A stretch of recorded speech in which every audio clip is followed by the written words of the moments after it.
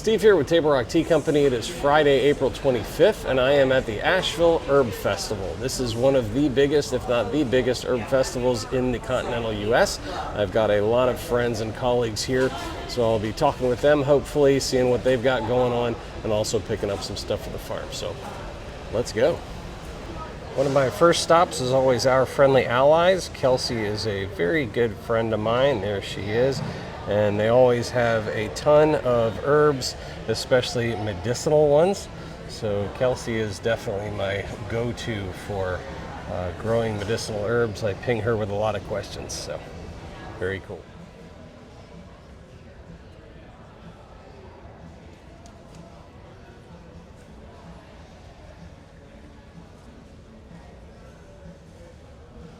So we're here at the Mountain Gardens booth at the festival and talking with, what's your name?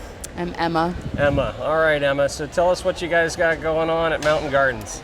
So this year we made a big push to revamp the nursery, just trying to raise funding, and we also lost a lot of plants in the landslide, so we tried to propagate some more of what we did lose.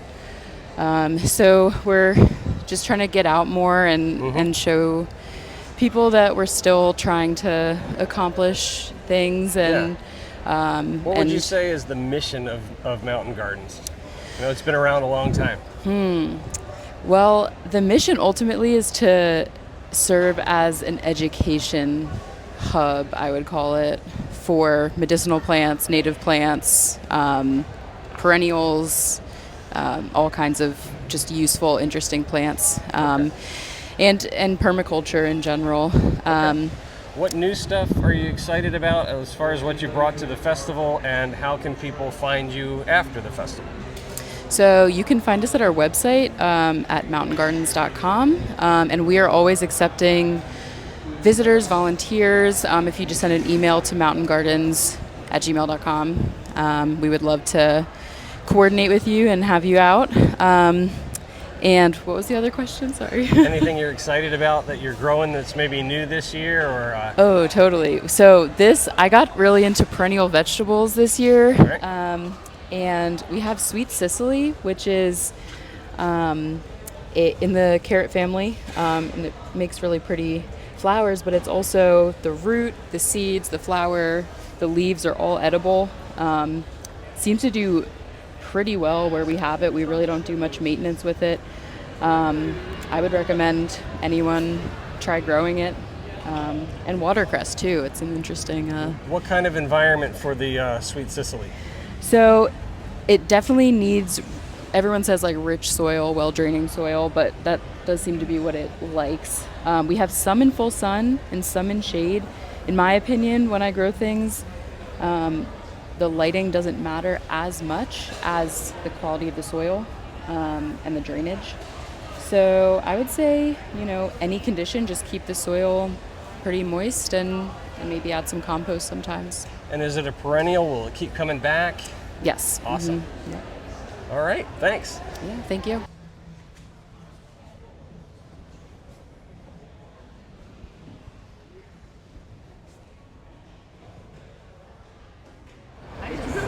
Next up for me is Herb Mama.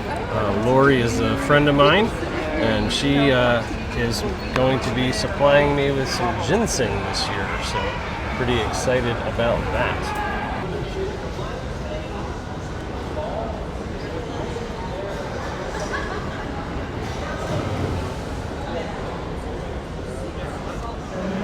Asheville Tea Company is a very long friend of ours, and they're always here at the Herb Festival as well.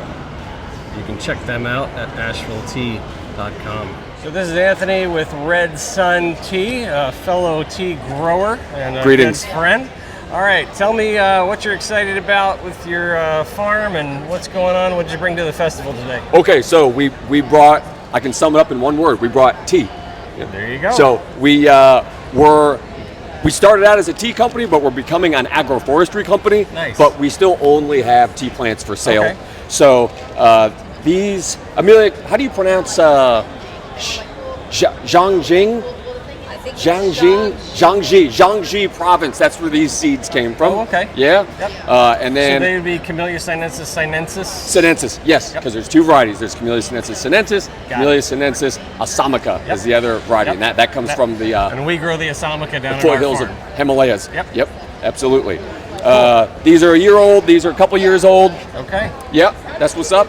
Nice. And how can people find you guys online? So the name of our company is Red Sun, yeah, and redsunasheville.com. Okay. That's very our good. website. Yeah, Always good to see you, my friend. yeah, that's what's up. This is Sarah. She is the owner of Well Seasoned Table, and always good to see her. She's a good friend of ours. All right, so real quick, what you got going on that you're excited about that's new product line-wise or business-wise, either one? Wow. Well, we have a lot of fun stuff that's new. What we do is we have community sourced spices, and so we source from farmers and makers in the area and our region to create really cool products like smoked fire seasoning.